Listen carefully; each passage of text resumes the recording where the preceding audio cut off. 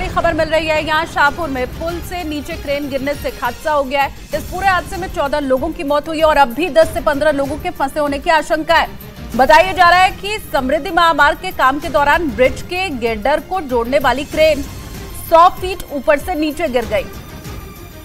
तो महाराष्ट्र के ठाणे में ये बड़ा हादसा हुआ है। तस्वीरें आपके सामने है। अभी भी कई लोग दबे हैं यहाँ।